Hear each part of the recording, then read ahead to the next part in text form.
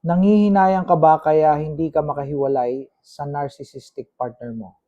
This is also applicable sa mga may partners na abusive. Kahit hindi narcissistic. Kahit hindi ganito yung personality.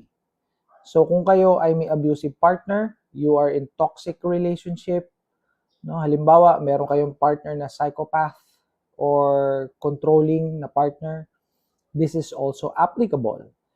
So, itong pangyayaring ito na kung saan nanghihinayang ka, tinatawag ito sa psychology na sunk cost fallacy.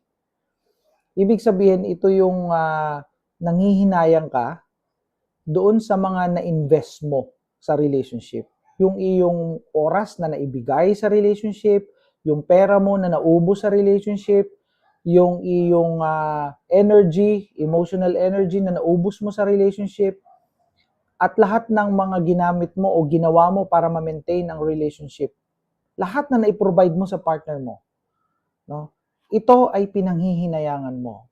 It seems like gusto mong magkameron ng ROI or return of investment, which is hindi mangyayari na kasi toxic na yung relationship.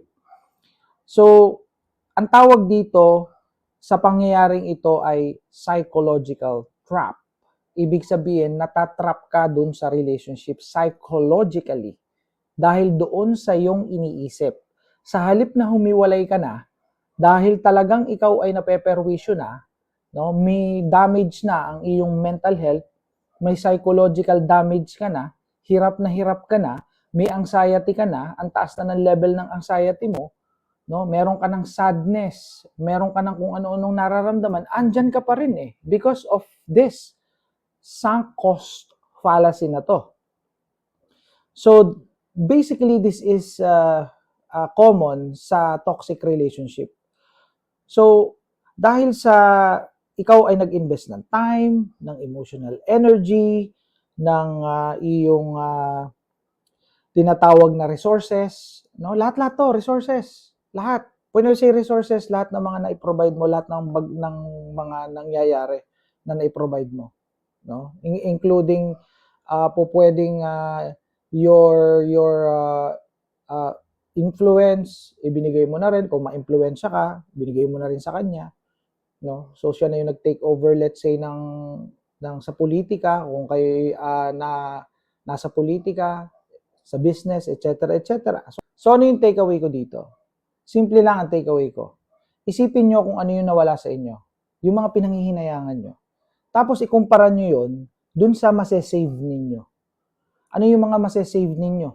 No, pag hiniwalayan ninyo yung partner nyo, makakasave kayo ng well-being. Ano yung well-being? Yung kapakanan mo bilang tao. No, yung iyong mental health masesave mo.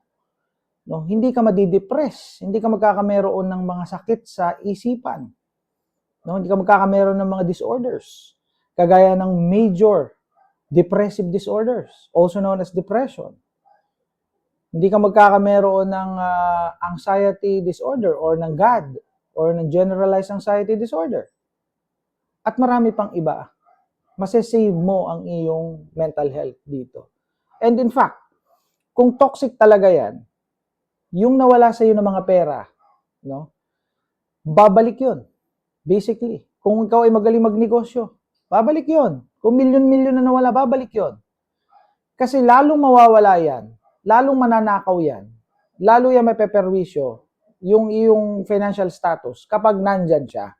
So titimbangin mo. 'Yun ang takeaway ko dito. Timbangin mo kung ano yung loss, timbangin mo yung masasave mo, and you will see that mas angat yung masasave mo. And yun yung way kung paano mo labanan yung tinatawag na sunk cost fallacy na ginagawa ng ating isipan. Kasi ganun talagang mag-isip ang ating isip. Yun yung psychology natin pagdating sa mga ganitong bagay. Pumapasok tayo sa ganitong klase ng isipin. Investment, relationship, nanghihinayang, ganun ang nangyayari. Okay, so see you in my next content. Bye for now.